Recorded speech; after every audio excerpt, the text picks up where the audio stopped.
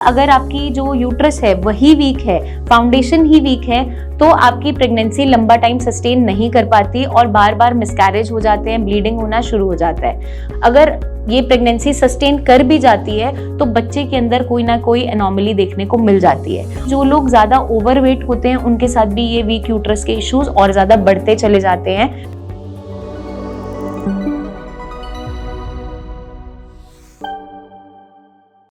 Hello everyone, मैं doctor प्रगति गुप्ता और आज इस वीडियो में हम बात करने वाले हैं एक हेल्दी यूट्रस का क्या रोल है प्रेगनेंसी को अच्छे से सस्टेन करवाने में। क्योंकि अगर आपकी यूट्रस अच्छे से हेल्दी रहेगी तभी आपकी प्रेगनेंसी आगे चलकर लंबे समय के लिए सस्टेन रहती है और एक हेल्दी बेबी आगे चलकर उसको आप बर्थ दे पाते हैं। क्योंकि अगर आपकी जो यूट्रस है वही वीक है, फाउंडेशन ही वीक है, तो आपकी प्रेगनेंसी लंबा टाइम सस्टेन नहीं कर पाती और बार बार मिसकैरेज हो जाते हैं, ब्लीडिंग होना शुरू हो जाता है। कुछ दिन इनिशियली प्रेगनेंसी टिकती है, कुछ हफ्ते टिकती है और उसके बाद अपने आप से ही ब्लीडिंग होना स्टार्ट हो जाता है। तो वो क्या इंडिकेट करता है कि आपकी यूट्रस हेल्दी नहीं है, या तो यूट्रस की लाइनिंग में कोई इश्यूज आ रहे हैं, जो लाइनिंग बन रही है बहुत थिन है हार्मोनल इम्बैलेंस की वजह से या किसी भी कारण से, या फिर आपकी जो यूट्रस है उस तक ब्लड फ्लो प्रॉपर नहीं जा पा रहा। क्योंकि ब्लड फ्लो अगर प्रॉपर नहीं जाएगा तो वहां पे न्यूट्रिएंट्स की कमी हो जाती है, जिसके कारण से अगर इम्प्लांटेशन हो भी गया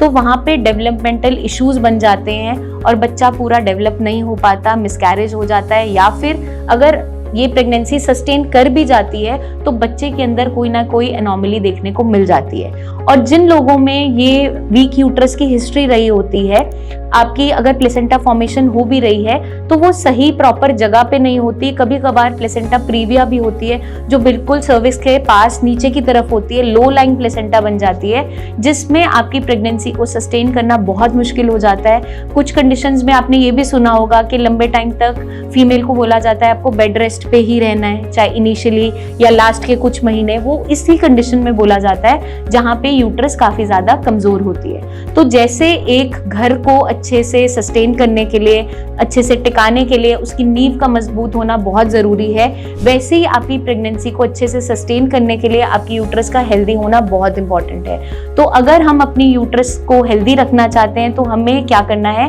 कुछ कीगल एक्सरसाइजेस आप शुरू से ही करना स्टार्ट कर सकते हैं ताकि आपके जो पेल्विक फ्लोर मसल्स हैं वो स्ट्रेंथन अप रहे। क्योंकि जितना आपके pelvic floor muscles strengthen up रहेंगे, क्योंकि जो आपकी यूट्रस है उसको बहुत सारे लिगामेंट्स बाउंड करके रखते हैं, तो प्रेगनेंसी जब होती है और उसको पूरा अच्छे से सस्टेन करना है, जो आपका 40 वीक्स का समय है जब बच्चा पेट के अंदर ग्रो कर रहा है, न्यूट्रिशन ले रहा है, उस दौरान आपकी यूट्रस को प्रॉपर सपोर्ट मिलता रहे, न्यूट्रिशन मिलता रहे, तो शुरुआत से ही आप अपनी एक्सरसाइजेस पे, अपने फिटनेस पे जरूर काम करें। और पेल्विक फ्लोर मसल्स की स्ट्रेंथनिंग सबसे ज्यादा इंपॉर्टेंट है। तो फीमेल्स में जितनी भी कीगल एक्सरसाइजेस है वो करना जरूरी है। आप अपनी फिटनेस पे ध्यान दे सकते हैं, डेली आपको वॉक करना है, एक्सरसाइज करना है, ताकि आपका जो वजन है वो भी इन चेक रहे। क्योंकि जो लोग ज्यादा ओवरवेट होते हैं उनके साथ भी ये वीक यूट्रस के इश्यूज और ज्यादा बढ़ते चले जाते हैं। तो हम क्या ध्यान रखेंगे कि वेट भी इन चेक रहे और आपकी यूट्रस अंदर से मजबूत बनी रहे, ताकि जब भी कभी प्रेगनेंसी हो रही है तो वो अच्छे से सस्टेन कर जाए, कोई भी आपका मिसकैरेज का इशू ना बने। जल्दी हम आपसे फिर मिलेंगे, बहुत सी इन्फॉर्मेशन और भी शेयर करते रहेंगे। आपके कोई भी सवाल हो कमेंट करके जरूर पूछिए। कोई भी डाउट अपने माइंड में बिल्कुल भी मत रखिएगा, क्योंकि आपके हर सवाल का जवाब देने के लिए हम प्रेजेंट हैं। तब तक के लिए अपना खास ध्यान रखिएगा एंड टेक केयर।